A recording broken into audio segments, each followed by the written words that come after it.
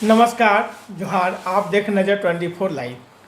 आज हम हैं रीना गुरसेरा जी के साथ में, जो स्त्री रोग विशेषज्ञ हैं, और इनसे जानना चाहते हैं कि एक इलाज तो करते ही हैं, लेकिन कहीं न कहीं देखा जा रहा है कि एक पेशा कानून पे लेकर के थोड़ा सा चर्चा हम भी आज करना चाह रहे हैं। जिस तरह से ठंड तो बहुत ज़्यादा है रांची में, लेकिन ठंड के बाद भी जो रांची में जो माहौल बन गया है पेशा के लेकर के, कहीं ना कहीं ठंड कम हो गया है और पेशा कानून के चलते तापमान बढ़ते जा रहा है। तो हमारे साथ जो रीना गुरसेरा जी जो स्त्री रोग विशेषज्ञ हैं, उनसे जानना चाहते हैं कि जिस तरह से जो झारखंड सरकार पेशा कानून को लेकर के अपना वाहवाही लूट रही है, वहीं विपक्ष कहीं ना कहीं बोल रहा है कि पेशा कानून नहीं, ये तो आदिवासी समाज को कहीं ना कहीं कृतघात किया है या आदिवासियों को ख़त्म करने के कानून लाया गया है। तो हमारे साथ जो डॉक्टर रीना गुरसेरा जी हैं, एक बुद्धिजीवी भी हैं और आदिवासी बुद्धिजीवी मंच का एक बहुत बड़े एक लीडर भी हैं। तो जानना चाहते हैं कि जिस तरह से आपने एक आदिवासियों के लिए या आदिवासी समाज के लिए आप जिस तरह की बात को अपने खुल करके रखते हैं, तो ही जानकारी के लिए हम जानना चाहते हैं कि रीना जी आप जिस तरह से बात हर समय कहीं ना कहीं जब आदिवासी के लिए, आदिवासी का अस्मिता के लिए या आदिवासी समाज के लिए कहीं ना कहीं उस तरह की बात होती है, तो कहीं ना कहीं अपनी बात मुखर होकर रखते हैं। तो जानना चाहते हैं कि जिस तरह से आपने पेशा पे आप सोचे कि हम भी कुछ न कुछ बात को लेकर के मीडिया में जिस तरह से जो भ्रांतियाँ जो आ रही है, आखिर पेशा कानून है क्या? एक जिस तरह से सरकार का पेशा कानून अलग है, या फिर जो केंद्र का जो था पेशा कानून जो 1996 की जो बात आती है, या जो आपका कानून जो आप सामने रखे हुए हैं उस पर लेकर के बात है। तो बहुत सा चीज़ बात को लेकर के है, लेकिन अपना सत्ता, अपने लोग, अपने पार्टी अपने हिसाब से सब बात रख रहे हैं। आप एक सामाजिक कार्यकर्ता हैं और एक डॉक्टर भी हैं, तो आप इस पेशा कानून के किस तरह से देखते हैं? इसे थोड़ा सा आप झारखंड की जनता को और यहाँ के जो लोग हैं, जो आदिवासी खासकर समाज जो है, उनको बताइए कि आखिर पेशा कानून है क्या, और जिस तरह से जो सरकार जो पेशा जो लाई है उसमें क्या सही है और क्या गलत है, और उस पर लेकर थोड़ा सा डिटेल हमारी जनता को बताइए। मैडम जोहार। सुबोध जी, आपने जो मेरा परिचय दिया उसके लिए बहुत बहुत धन्यवाद। आपके चैनल के माध्यम से मुझे देखने वाले, सुनने वाले आप सभी को नव वर्ष की बहुत बहुत शुभकामनाएं, और सभी को दिल से जोहार, और आप सभी को ढेर सारा स्नेह और प्यार। और मैं, आपने तो परिचय मेरा दे ही दिया, और साथ में मैं एक बताना चाहती हूँ कि मैं एक आदिवासी बुद्धिजीवी मंच की एक सदस्य भी हूँ।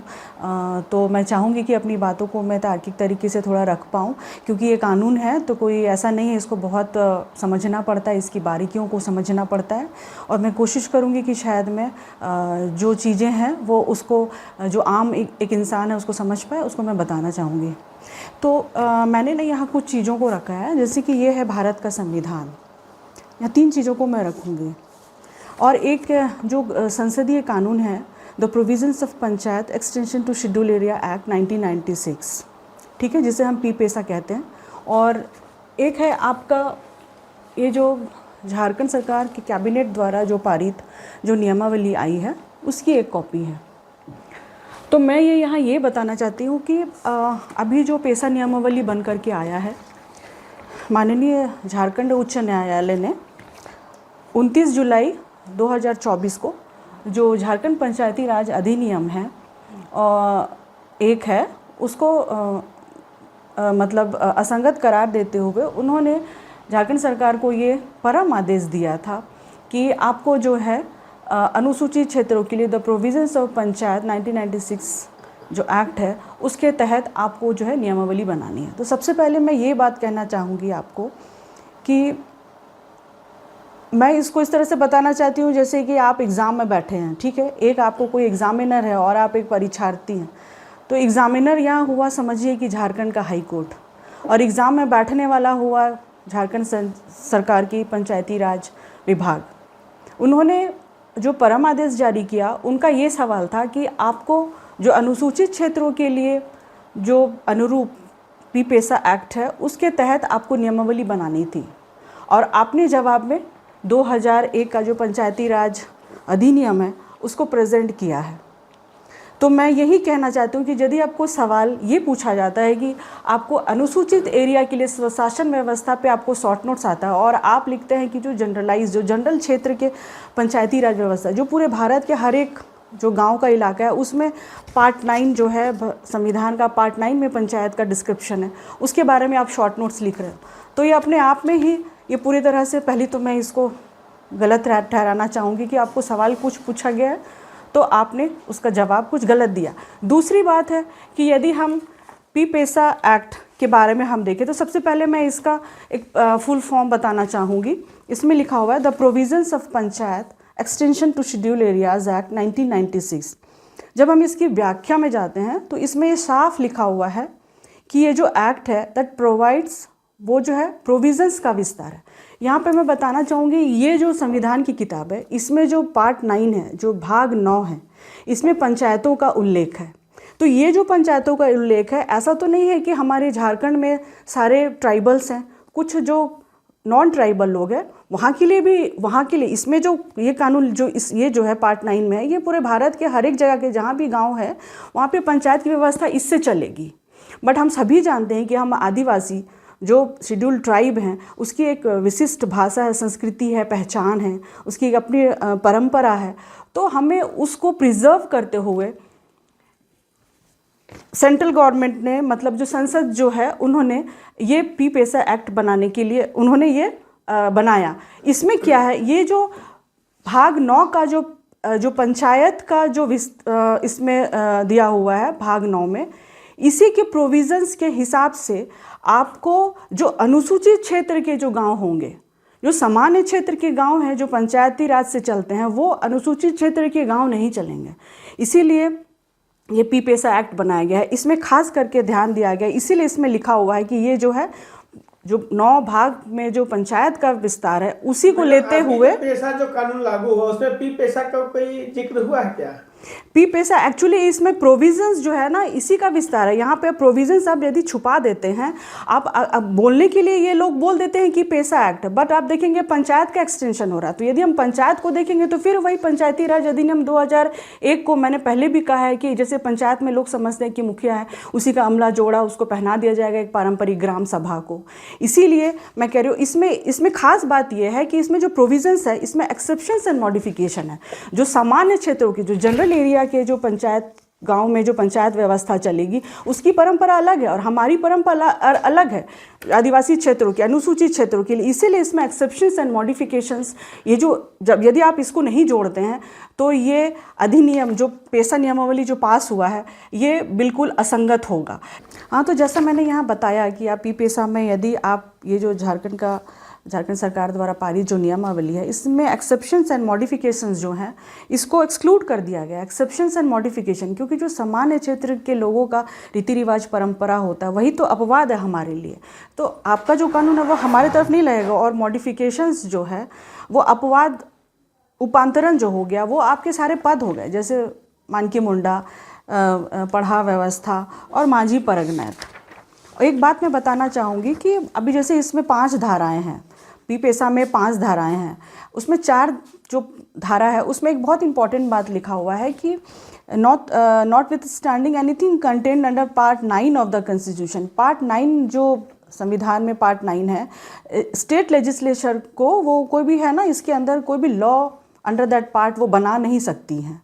तो ये भी एक बहुत बड़ी बात है। तो मैं यही सोचती हूँ कि जब माननीय उच्च न्यायालय ने झारखंड सरकार को एक परम आदेश जारी किया कि आपको जो भी पेशा नियमावली बनानी है वो पेशा एक्ट 1996 के अंतर्गत उसके अनुरूप उसको ध्यान में रखते हुए जो अनुसूचित क्षेत्र के लिए उपयुक्त है उसके हिसाब से बनानी है, और वो बार बार जो है JPRA 2001 को वो थोप रहे हैं। तो मैं यही बात बोलती हूँ, यदि झारखंड सरकार पंचायती राज विभाग के लोग वो ये कहें ये 4 धारा जो पेशा एक्ट में लिखा हुआ है धारा 4 उसके हिसाब से यदि वो इतना भी जवाब देते कि हम लोगों को है जो है स्टेट लेजिस्लेचर जो है उसमें कानून नहीं बना सकती, तो मुझे लगता हम सोचते हैं कि झारखंड जो है वो सही हाथों में है।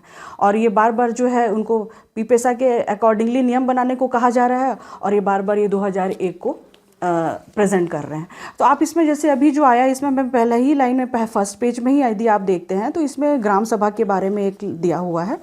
तो ग्राम सभा का जो एक्सप्लेनेशन है इसमें ये दिया हुआ है कि जो JPRA 2001 की धारा 3 में परिभाषित अनुसूचित क्षेत्रों की पारंपरिक ग्रामवासी, ये कहने को पारंपरिक है बट ये 2001 कहने का मतलब ही हो गया है कि ये JPRA 2001 की धारा के अंतर्गत है, जो कि सामान्य क्षेत्रों के मतलब अनुसार है।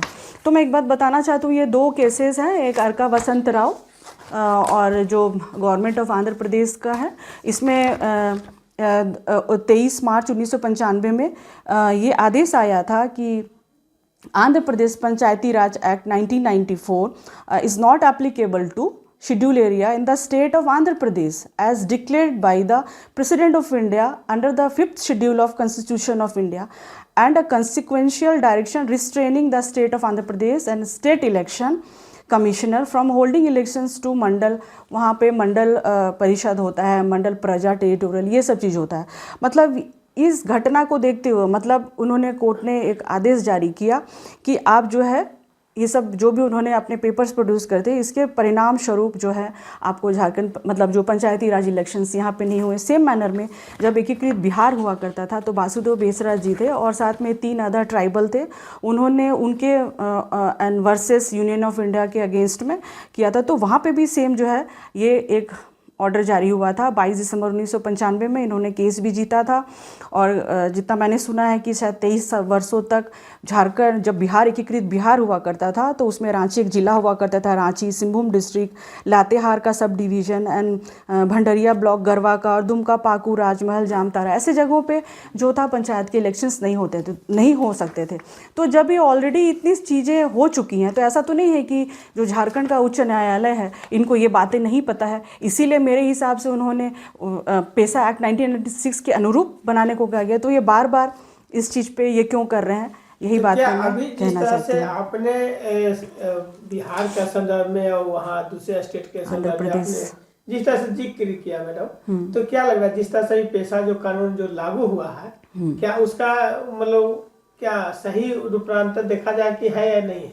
नहीं, ये बिल्कुल भी न्याय संगत भी नहीं है और तर्कसंगत भी नहीं है। अब आपको कितने एक्सप्लेनेशन चाहिए, मतलब कितने रीट पिटिशन और कितने सारे गवर्नमेंट का आपको प्रूफ चाहिए कि ये जो है JPRA 2001 जो है ये सामान्य क्षेत्र का है और अनुसूचित क्षेत्रों का बेसिक पेशा एक्ट जो है वो स्वशासन को व्यवस्थित करने के लिए, ताकि हम आदिवासी जिसकी एक डिस्टिंक्ट कल्चर है, भाषा है, संस्कृति है, एक अलग पहचान है, कुछ धार्मिक रूढ़िजन्य प्रथा है और जो धार्मिक परंपराएं हैं वो बिल्कुल सामान्य क्षेत्रों से डिफरेंट है। तो कहीं ना कहीं पेशा एक्ट को जो है उसको इस स्वशासन और इस तरह से सब अपना कल्चर को प्रिजर्व करने के लिए बनाया गया। तो इसमें तो ये बिल्कुल भी प्रिजर्व नहीं हो रहे हैं। कहाँ से उठा के इस तरह के कानून पारित किया गया? ये देखने की बात है कि चूंकि ये मेरे लिए भी उसका विषय है, चूंकि ये कानूनी चीज़ है तो थोड़ा सा मुझे स्टडी करना पड़ा इतना समझने के लिए। तो ऐसा तो नहीं है कि झारखंड सरकार की पंचायती राज विभाग, इतना पता है कि जो सरकारें होती है, जो राज्य होता है वो भाग 6 से गवर्न होता है। तो भाग 6 में शायद 7वीं अनुसूची के कुछ धारा, जितना मैंने सुना है, अभी मेरे पास मैंने उसको स्टडी नहीं किया, इसको मैं अगले एक एपिसोड में मैं चाहूँगी कि तरीके से बता पाऊँ, लेकिन उसमें शायद कहीं 7वीं अनुसूची को आधार बनाते हुए शायद उनका कहीं तर्क है कि राज्य जो है वो राज्य में पंचायत व्यवस्था के लिए अपने उसके अनुरूप उससे संबंधित कोई कानून बना सकता है, वहाँ पे उसको संसद की ज़रूरत नहीं है। इसको मैं थोड़ा क्लेरिफाई आपके अगले उस एपिसोड में या अगला जो भी विजिट होगा उसमें मैं करूँगी, क्योंकि ये फिर तर्कसंगत बात नहीं होगी तो मैं इसको नहीं रखना चाहूँगी। बट ऐसे मैं इसके लिए भी देखना चाहती हूँ क्योंकि उन्होंने जब इतना बड़ा कदम उठाया है तो किसी को तो ग्राउंड बनाया होगा। बट मेरा वही कहना है कि जब माननीय उच्च न्यायालय ने आपको परम आदेश उसी के अकॉर्डिंगली बनाया तो ये जो नियमावली है उसी के अनुरूप बननी चाहिए थी। जिस तरह से पेशा भी जिस तरह से लागू हुआ और जिस तरह से आपने जिक्र किया कि न न्याय संगत है न तर्क संगत है, तो कौन संगत अभी पेशा लागू हुआ है? अभी जो लागू हुआ ये तो है ही नहीं उस संगत में, तो इससे हमारी जो भाषा संस्कृति पहचान हो गए, जो रूढ़िवादी, अगर देखा जाए तो नहीं तो न्याय संघ एक्चुअली देखिए, राजनीतिक संघर्ष आप क्या बोल सकते हैं, क्योंकि 2000 जब से झारखंड अलग हुआ है, 96 से पेशा लागू है, उस तरह से अभी अभी इसकी धारा, यदि आप 5 को आप देखेंगे, इसमें एक धारा 5 है जिसमें ये लिखा हुआ है कि इसका जो भी रूल्स एंड रेगुलेशंस है पेशा एक्ट का, आपको यदि किसी तरह के कोई चेंजेस करने हैं तो जिस डेट पे ये पारित हुआ उस डेट से 1 साल के अंदर में ही आप कुछ चेंजेस कर सकते थे। अदरवाइज ये 1 साल के बाद वो हूबहू हर जगह पे लागू हो जाएगा। मुझे इसलिए बोलना पड़ रहा है क्योंकि 1996 में हमारा झारखंड अलग नहीं हुआ था, बट यदि चूंकि ये बाकी अदर्स जो अनुसूचित स्टेट्स थे उन सबको ध्यान में रखते हुए ये बेसिकली ये नियम है। तो हमारे जब आप देखा जाए तो 2001 में, उससे पहले 1994 में ही जो है, जो झारखंड एरिया ऑटोनोमस काउंसिल ये बना हुआ था, आपको उसके प्रेसिडेंट भी हुआ करते थे माननीय हमारे, आज नहीं है हमारे भी, स्वर्गीय शिबू सोरेन जी। लेकिन 2000 में जब हमारा झारखंड अलग हुआ और जब इलेक्शंस वगैरह हुए, तो जब झारखंड राज्य अलग बना तो 2001 में फिर से उसको हटा करके और झारखंड पंचायती राज अधिनियम 2001 के तहत गांव में जो है पंचायत के इलेक्शंस और शहर में नगर पालिका का ये सब चीज़, अभी सारी चीज़ें चल रही हैं। तो लेकिन ये तो नहीं है, तो फाइट इसी का है, चूँकि जब ऑलरेडी इतने लोगों ने जब केस लड़ा है और उसमें एकदम डायरेक्ट ऑर्डर है कि 2001 जो अनुसूचित क्षेत्रों के लिए नहीं है, तो ये कहाँ से। मैं 2 क्वेश्चन और करना चाह रहा हूँ कि जिस तरह से क्या अभी जो पेशा जो लागू हुआ, ऐसे आदिवासी समाज है क्या खुश है क्या नहीं? नहीं, देखिए, इस आदिवासी समाज बिल्कुल भी खुश नहीं है। आदिवासी समाज हमेशा उन्होंने देखा है कि भाषा में अतिक्रमण हो रहा है, संस्कृति में अतिक्रमण हो रहा है, एरियाज़ में अतिक्रमण हो रहा है। आज गांव में चले जाएंगे तो कुछ गांव का कोई कल्चर प्रिजर्व नहीं हो पा रहा है, बाहरी लोग आ रहे हैं, लोग मतलब आके बस रहे हैं, तो उनके जो पढ़ाई शिक्षा जो उनको अपने हिसाब से मिलनी चाहिए तो वो भी कहीं ना कहीं नहीं, उनकी हकमारी हो रही है। या अपना स्वशासन होता, आज यदि ये पी पेशा एक्ट लगता तो मैं बता सकती हूँ कि यदि मैं आज एक डॉक्टर हूँ और यदि मैं सिंहभूम से आती हूँ तो हम जितने भी सिंहभूम के डॉक्टर हैं, यदि आप सदर बोलिए या कोई भी अस्पताल बोलिए, हम सब खुद मिल करके अपना मरीजों का इलाज करते। हॉस्पिटल में कुछ कमी होती है उसको करते। यदि हमारे एरिया के टीचर होते तो आज जैसे अब सरकार की तरफ से देखेंगे कि टीचर को सही टाइम पे सही वेतन नहीं मिलता है, कुछ नहीं मिलता है, स्कूल में बिल्डिंग जो है वो आधी अधूरी बनी हो, तो हमारे जो ट्राइबल सब प्लान का पैसा, डीएमएफटी का पैसा, ये सब चीज़ें हमें जब मिलती तो हमारे लिए मुझे लगता है सिर्फ ट्राइबल सब प्लान के पैसे से ही हमारा बिल्डिंग बन जाता। हम समय के टाइम से हम शिक्षकों को जितने भी कर्मचारी सबको पैसे दे पाते, सब खुशी खुशी वहाँ रहते और स्वशासन जो व्यवस्थित होता। जैसे मैं यदि सिंहभूम की हूँ तो मैं वहीं जा कर के काम करती, मैं बाहर नहीं जाती, तो मेरा जो कल्चर और जो बाकी चीज़ों का भाषा संस्कृति का अमेलगमेशन होता है, जैसे जो मिश्रण होता है, वो शायद नहीं होता हमारे यहाँ पे। आज जो विस्थापन का मुद्दा आप देखेंगे, लोग बाहर चले जा रहे हैं काम करने के लिए, जब लोगों को यही काम मिल जाता तो वो लोग बाहर नहीं जाते। और अभी धर्मांतरण जैसी चीज़ें होती हैं या बहुत सारी इस तरह की बातें, ये कुछ नहीं होता। आप अपनी जगह में रहते, अपने कल्चर, अपने सब चीज़ को प्रिजर्व कर पाते, अपने रोजी रोटी अपने घर में रहते, या आदिवासियों का आदिवासियों द्वारा आदिवासियों के लिए ही शासन व्यवस्था ये रह जाता। तो क्या लग रहा है कि जितना बात आपने बताया उसमें पी पेशा लागू होने पर सारा कुछ आप रिजॉल्व कर सकते हैं? बिल्कुल हम लोग कर सकते हैं। इसकी धारा 4 में आप देखेंगे, 4 में यहाँ पे बहुत अच्छा लिखा हुआ है, जैसे कि झारखंड पंचायती राज अधिनियम में आप देखेंगे 3 टायर पंचायत सिस्टम है। तो हमारे ये पी पेशा एक्ट में ऐसा नहीं है। आपको निचले स्तर पर जो गाँव में हो गया, या आपको ग्राम सभा, पारंपरिक ग्राम सभा का स्थापना करना है, और ऊपर में आप जो डिस्ट्रिक्ट लेवल में आप स्वायत्त जिला परिषद, अलग अलग जगह के हिसाब से अलग अलग वो होता। और यहाँ पे आप जानते हैं कि ये 5वीं अनुसूची का एरिया है, तो राज्यपाल इसके कस्टोडियन होते हैं, तो राज्यपाल होते हैं, और फिर जिले में हमारे स्वायत्त जिला परिषद होता। आप अपने घर को कैसे नहीं संवार करके रख सकते हैं? आप यदि जिला में हमारा पैसा, जिसके लिए हमें बार बार रांची सेंटर आपको राजधानी में आना पड़ता, वो उस चीज़ों की ज़रूरत ही नहीं पड़ती। हमें पता होता ना कि हमारे बच्चे को किस चीज़ की ज़रूरत है, उसको पढ़ाई में किस चीज़ की दिक्कत हो रही है, इलाज में किस चीज़ की दिक्कत हो रही है, किसी चीज़ का विवादों का निपटारा कैसे हो रहा है। कहाँ आप, ऐसा नहीं है कि हमारे एरिया में कारखाने यदि होते तो ऐसा नहीं कि कारखाने लगते, लेकिन उसका असली भू स्वामित्व जिसकी ज़मीन होती वो होता। जो हम 75-25% का जो हम कहते हैं ना कि अपने यहाँ के लोगों को 75% अपने लोग वहाँ पे रोजगार कर पाते, तो बाहर जाते ही नहीं, तो अपने जगह पे लोग रह पाते, बाहरी लोगों का प्रवेश नहीं होता। तो बहुत सारी ऐसी चीज़ें हैं।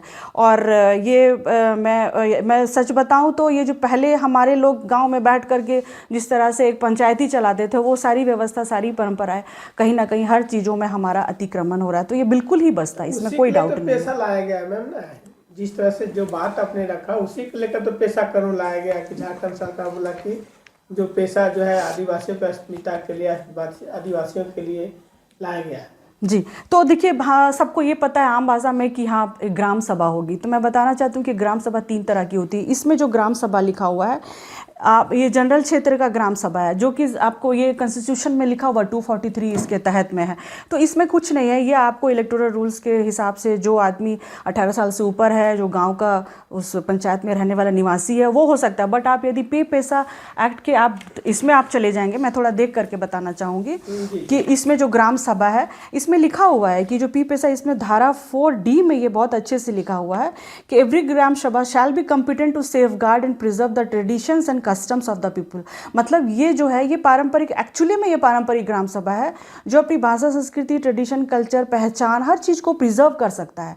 ये बाहर के लोग कैसे समझ पाएंगे या हम समझ पाएंगे? तो ये दूसरी ग्राम सभा है। और एक ग्राम सभा होती है जो फॉरेस्ट राइट एक्ट में आता है, जो वन पट्टा दिलाने के काम में आता है। तो पी पैसा एक्ट, जो कि उन भाग 9 को ध्यान में रखते हुए एक्सेप्शंस एंड मॉडिफिकेशन के साथ जो पी पैसा एक्ट बनाया गया है, वो ग्राम सभा हमें चाहिए, ना कि 2001 जो पंचायती राज अधिनियम के तहत ग्राम सभा की जिक्र किया। तो जी, इसमें जो ग्राम सभा जो है, कौन सा 3 गो में किसमें आपका जो पैसा? एक्चुअली पैसा में जो मैंने जो संसदीय अधिनियम है, इसमें पारंपरिक ग्राम सभा है, ठीक है। जो लागू इसमें ये सामान्य क्षेत्रों का ग्राम सभा है, ये सामान्य क्षेत्रों का ग्राम सभा है, ट्राइबल के लिए नहीं देखा, ये ट्राइबल के लिए नहीं है। तो ट्राइबल के लिए आपको अलग कानून बनाया गया ना, संविधान में, इसीलिए कहा जाता है कि संविधान है ये पैसा एक्ट। अदरवाइज आप देखेंगे तो ये भाग 9 में तो भारत के जितने भी ग्रामीण क्षेत्र, उसमें पंचायत वो इसी से रेगुलेट होते हैं, भाग 9 से। यही बात है।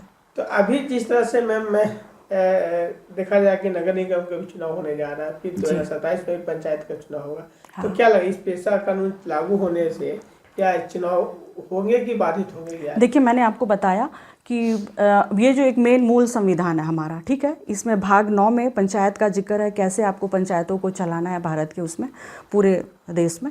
और एक भाग 9A है, 9A है, उसमें नगर पालिका का जिक्र है, ठीक है। तो सामान्य क्षेत्र और अनुसूचित क्षेत्र 2 अलग हो गए। तो सामान्य क्षेत्र के लिए ये है, और अनुसूचित क्षेत्रों के लिए इसमें प्रोविजंस लेकर के आया गया, पंचायत का उसका जो प्रोविजंस का विस्तार लाया गया एक्सेप्शंस एंड मॉडिफिकेशंस के साथ। तो सेम उसी मैनर में जो भाग 9A है, जो नगर पालिका को डील करती कि नगर पालिका हमारा कैसे चलेगा, है ना, उसमें प्रोविजंस नहीं लेके आया गया है 243ZC3 के तहत। तो आपको जैसे वो नगर पालिका आपको सामान्य क्षेत्र का है, बट अनुसूचित एरिया में यदि आपको नगर पालिका लेके आनी है तो आपको उसी नगर पालिका के प्रोविजंस को फिर से ध्यान में रखना पड़ेगा, और सेम इसी मैनर में एक्सेप्शंस एंड मॉडिफिकेशंस, अपवाद एंड रूपांतरणों के साथ लाना पड़ेगा। अदरवाइज ये पूरा नहीं करता है खुद को। तो ऐसे क्षेत्रों में तो ये नगर पालिका और ये होनी ही नहीं है, अदरवाइज अनुसूचित क्षेत्र सारे खत्म हो जाएंगे। तो हमारे यहाँ पे पीपीएस एक्ट के तहत आपको ग्राम सभा है और शहर सभा है। तो क्या लग रहा है कि जिस तरह से पैसा कानून लागू हुआ, तो क्या है कि बहुत जल्दीबाजी में लाया गया है कि पूरी तरह से इसको?